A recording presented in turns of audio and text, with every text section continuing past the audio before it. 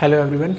तो जैसा कि मैंने एक वीडियो अपलोड किया था ऑन 13 अगस्त, उसमें मैंने बताया था कि मैंने क्रिएटिन मोनोहाइड्रेट यूज़ करना शुरू किया है और उसमें मैंने ये भी कहा था कि 83 डेज़ के बाद मैं आपके सामने एक वीडियो लेकर आऊँगा और मैं आपको बताऊँगा कि क्या इसके इफ़ेक्ट्स मुझे लगे और क्या इसके इफ़ेक्ट्स थे जो मुझे नहीं लगे।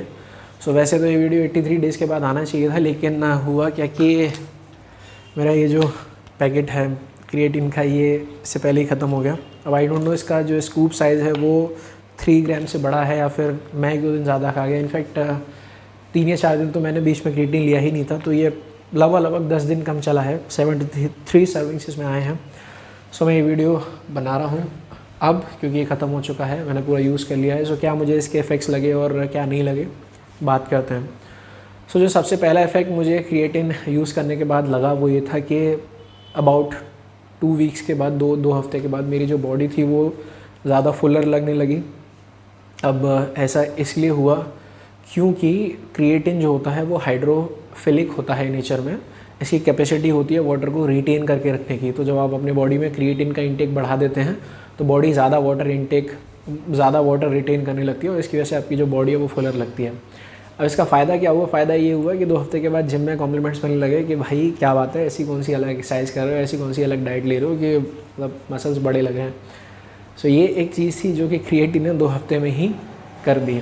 आपकी बॉडी ज़्यादा फुलर लगती है, आप ज़्यादा मस्क्यूलर लगते हैं दिखने में। सो ये पहली चीज़ थी।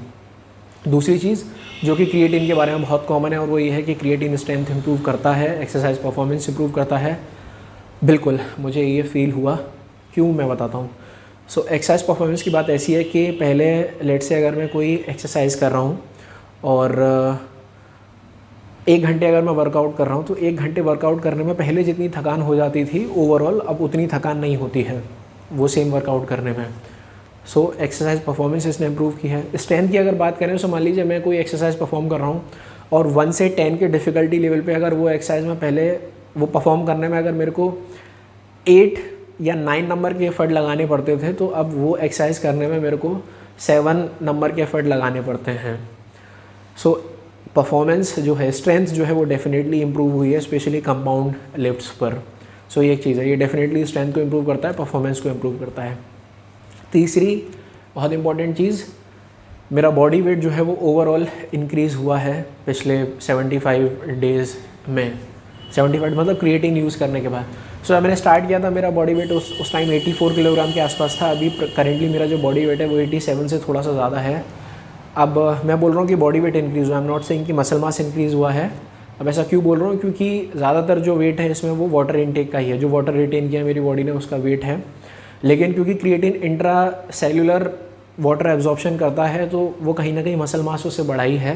प्लस क्योंकि मेरी एक्सरसाइज पे परफॉर्मेंस इंप्रूव हुई है, स्ट्रेंथ इंप्रूव हुई है, सो उससे भी कहीं ना कहीं मसल मास डेफिनेटली बढ़ा होगा। सो क्रिएटिन ने न सिर्फ मेरा बॉडी वेट बढ़ाने में हेल्प किया है बल्कि इससे कहीं ना कहीं मेरा मसल मास भी जो है थोड़ा बहुत वो बढ़ा होगा।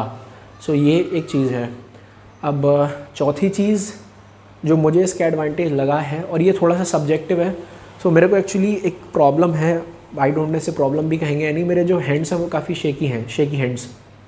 और मतलब कोई भी चीज़ उठाने में या पकड़ने में, या मैं पहले कैरम खेलता था तो जब मैं स्ट्राइकर से स्ट्राइक करता था तो ऐसे करके जो हैंड था वो शेक करता था। तो बहुत शेकी हैंड्स हैं। और ये ना ये जेनेटिक है हमारे, ये हमारे दादाजी को भी था, मतलब बाबा जी को, हमारे बड़े ताऊ जी को, बुआ जी को, बड़े ताऊ जी के लड़के हैं उनको भी, छोटे ताऊ जी के लड़के को भी, और ये मुझे भी है। सो ये जेनेटिक है।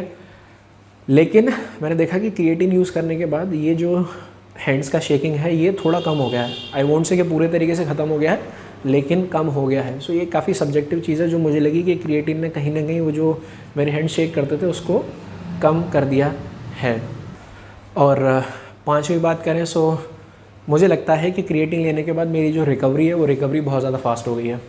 अब ऐसा मैं क्यों कह रहा हूँ? सो लेट से एक एक्सरसाइज में परफॉर्म कर रहा हूँ, एक सेट, और उसी एक्सरसाइज का दूसरा सेट अगर एकदम बहुत बढ़िया तरीके से 100% एफर्ट से परफॉर्म करने के लिए अगर मुझे पहले 3 मिनट का रेस्ट टाइम लगता था, तो अब वही same exercise, same volume, same intensity से करने के लिए मुझे 3 मिनट का रेस्ट नहीं लगता है। 2 मिनट का रेस्ट भी अब मेरे लिए बहुत ज़्यादा सफिशिएंट होता है। सो आई वुड से कि इसने रिकवरी बहुत ज़्यादा फास्ट की है। और सिर्फ ऐसे ही नहीं, मैं वीक में 3 दिन वर्कआउट करता हूँ, और एक दिन अपर बॉडी वर्कआउट और एक दिन फुल बॉडी वर्कआउट।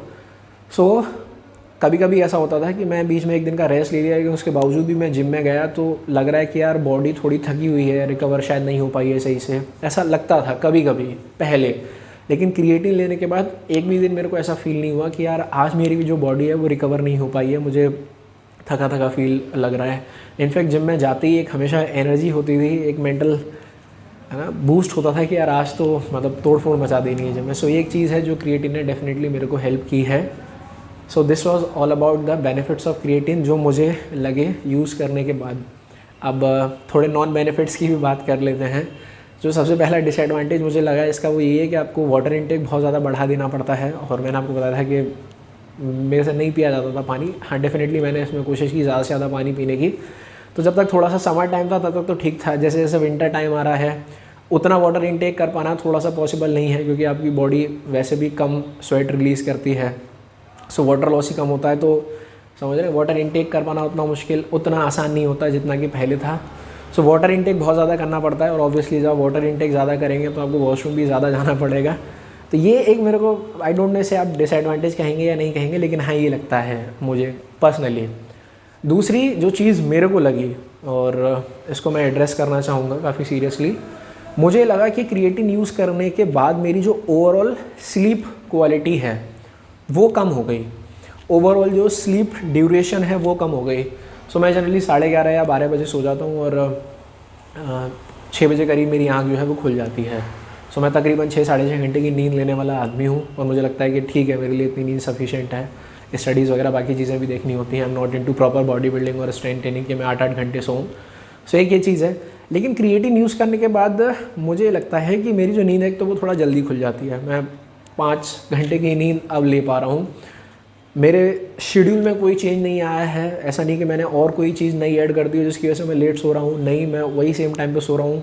लेकिन क्रिएटिन लेने के बाद मेरी जो नींद है वो थोड़ा जल्दी खुल जाती है 5 बजे के आसपास। सो मेरा ओवरऑल जो स्लीप ड्यूरेशन है वो कम हुआ है, स्लीप की क्वालिटी इफेक्ट हुई है। वैसा मैं किस लिए बोल रहा हूँ कि अगर बीच में नींद खुल जाती है, लेट्स से आप वॉशरूम वगैरह जाने के लिए आपकी नींद अगर बीच में खुल गई, उसके बाद नींद लगने में बहुत ज़्यादा मुश्किल होती है। सो ये एक चीज़ है जो मुझे लगता है कि क्रिएटिन ने की है।